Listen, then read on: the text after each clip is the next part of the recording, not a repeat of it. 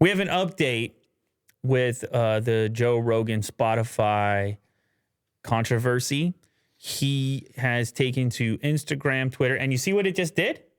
You see what the image just did? That's what I was talking about. People didn't believe me. How come he's so pale now? Exactly. That filter just happened. Instagram. HDR?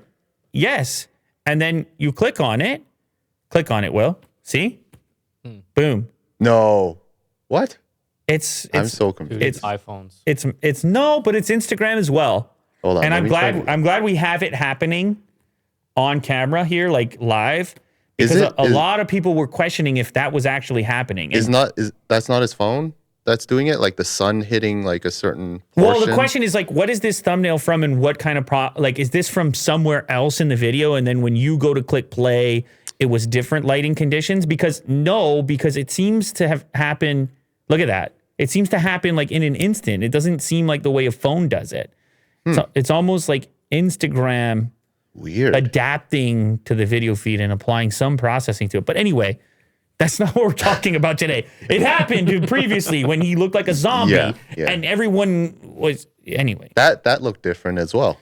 It looked different as well. Yeah, that filter or whatever it was. Yeah, it seems to be the future of posting content online, that every site has its own processing, and your phone is doing so much processing on your complexion as well. It's out of control. But anyway, so I wanted to make this video. Here we have a 9-minute and 43-second clarification. You want to play a bit of it? Sure. That are disparaging. The podcast has been accused of spreading dangerous misinformation, specifically about 2 episodes, a little bit about some other ones, but specifically about 2. One with Dr. Peter McCullough and one with Dr. Robert Malone. Dr. Peter McCullough is a cardiologist, and he is the most published physician in his field in history. Dr. Robert Malone owns 9 patents on the creation of mRNA vaccine technology and is at least partially responsible for the creation of the technology that led to mRNA vaccines. Both these people are very highly credentialed, very intelligent, very accomplished people, you can pause and they it. have an opinion that's different from the mainstream narrative. So if you want, you can go add to one of his 5.4 million views on this particular clip on Instagram. It's also posted on Facebook and posted on Twitter. It's collectively going to have 10 million plus views. A lot of people want to know what he has to say here. I'm going to at least condense the message portion, and I'll tell you what I think about it. But essentially what he says is, hey, I like having conversations, and I like having voices on the podcast that are not necessarily in line with the status quo, that they're not necessarily the majority point of view. I like to have the other point of view represented and so forth. He goes on to say that he does believe that there should be some kind of a disclaimer on his content that, that the opinions expressed are not that of the majority medical community or something like this. And that coincides with a statement that did not mention Rogan from the CEO of Spotify that said something almost identical, which is, hey, we're going to have this disclaimer now, which he agreed with. He also said that he wants to aim to have experts from varying points of views on similar topics closer together when it comes to booking. But I can give you some insight into that. A lot of people might look at Rogan's show and say, hey, there's many tens of millions of listeners to this thing. CNN keeps talking about this show. There must be some enormous team that arranges all of this, and it's not. No. It's not. Joe does it himself, and he's trying to schedule people in that are interesting and when they can do it. And he's also trying to run a show. So he's trying to get people on when there's a lot of interest in that person. That's what you would try to do if you were trying to do a show. And so in the case of Malone, he had been booted off Twitter.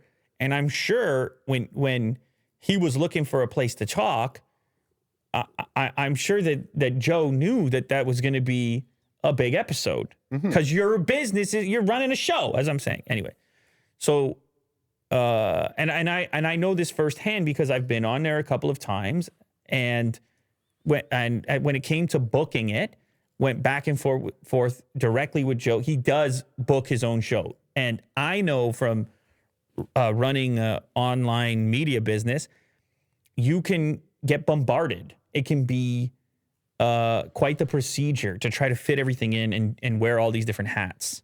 Mm-hmm. Not to mention just doing the show, and then, like making sure you have the research and you know what you're talking about. And here's the other thing I just want to say about it. By the way, I think that the two things that they said are good ideas. Shout out to Spotify. Shout out to Joe. Put the disclaimer for those that need to hear it. Everyone else can recognize that, hey, this variety of guests is not necessarily always in line. It might not be in line with your way of thinking, but does it necessarily mean that it should, is there a hybrid? Is there an in-between? Much like these other stories I was talking about earlier, where it's like seems so black and white on the internet, so all or nothing, where can't there be these hybrids where, okay, you've got a disclaimer for people who are curious so that they can go potentially and be encouraged to look at the alternative point of view. But anyway, would we have got here without the criticism in the first place and so forth? We're all figuring it out because we're all on the internet and the scope of this thing is expanding rapidly.